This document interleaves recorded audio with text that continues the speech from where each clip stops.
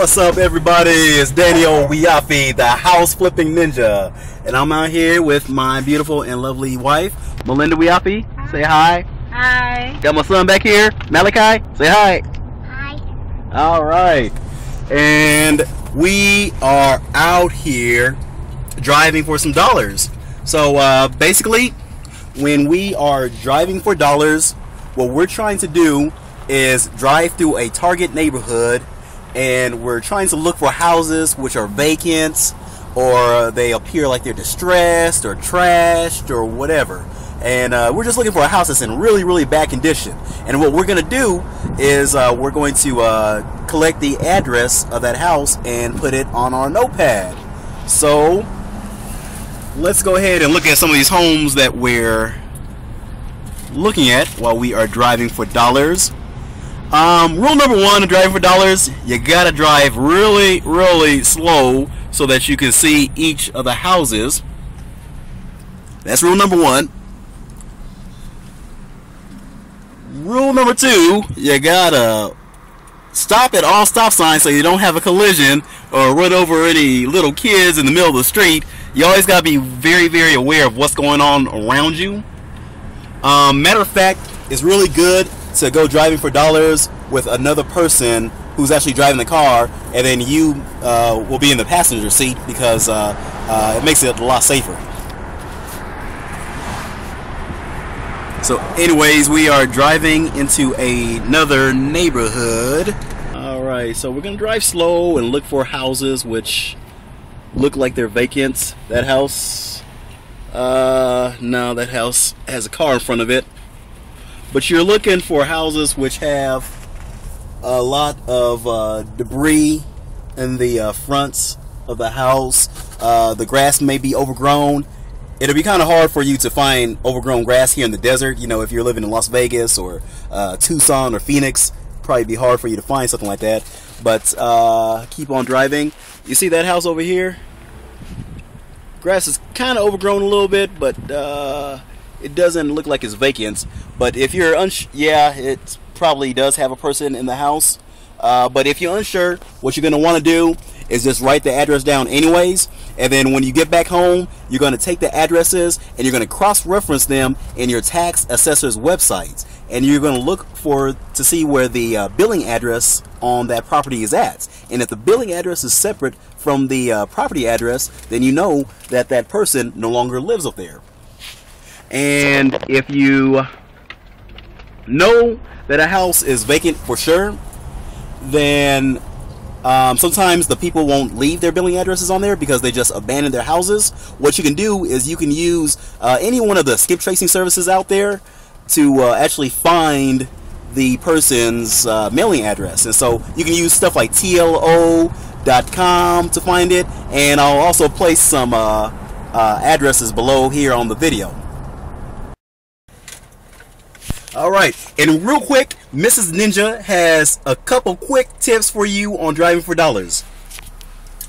Yes, one of the things I was going to tell you is that if you live in a real nice area of town, you probably won't find many vacant or abandoned houses. And if you do find vacant houses, they're probably up under a realtor. So some of the areas of town look for are some not real rundown areas, but more where the property value is a lot lower.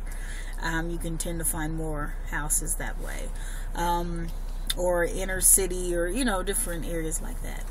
Yeah. Anyways, you're just looking for ugly houses that are just like real beat up. And like, if you're watching this on this video and this is your house, my bad. I didn't mean to talk about your house, but anyways, y'all get the idea. You know, if things look really beat up, then you want to get that address. Going on your routes, doing your driving for dollars, you want to make sure that you're doing it efficiently. And so what you want to do is you want to print out a map from Google. So just print out a map of that zip code or that section of town that you're driving for dollars in, and then just mark off with a highlighter or a black pen or a red pen or whatever what areas you've actually driven through, so that when you go out the next time driving for dollars, you don't go through the same neighborhoods. You know what new areas to hit. And so what you're going to do is you're going to mail them 5 to 7 times at 30 to 60 day intervals. All right. So anyways, we are looking for houses which are again in older sections of the town. It's kind of hard for you to find them out here in places like Vegas, because most of the homes were built in the 80s and 90s and 2000s. Let's see. Now you see a home like this right here. You got people that are working on it, and they're probably investing and rehabbing and things of that nature right here. So I'm shooting this video, but if I wasn't, I'd probably go back and ask them if they're rehabbing houses, and then I'd add them to my buyers list, because they'll probably buy other properties. As you're driving, what I do is when I'm out here, I like to drive for about 60 minutes, and usually boom right here. So let's go ahead and reverse back. Look, see, Mrs. Ninja found it. So right here we got a house which is obviously vacant.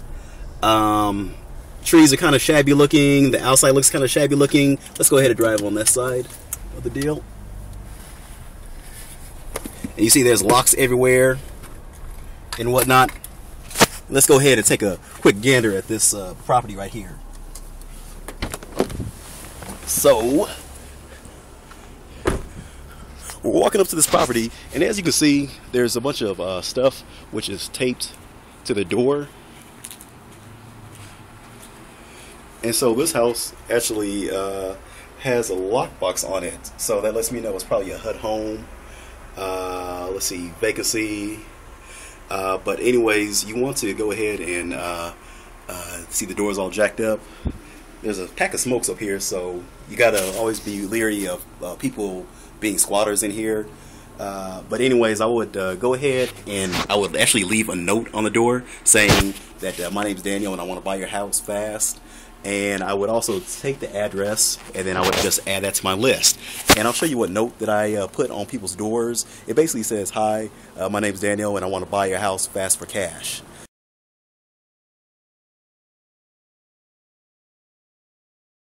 So anyways, that's what you want to do. You want to go ahead and just drive neighborhoods looking for houses which fit your criteria. So anyways, typically in about an hour's time, you can probably get about 20 homes on your list. And so really, one challenge that I would give everybody is, if you're driving for dollars, try and get between 50 to 60 homes a week, and just mail them out each week, and you'll get deals. You'll get deals. So anyways, this is Daniel Wiafe. If you like this video, go ahead and make sure you like the video, make sure you subscribe to my channel, and make sure you check out my website at houseflippingninja.com. I'm giving away my free 224-page ebook on how to flip houses like a ninja. So anyways, see you later, be blessed, and I will see you at the top.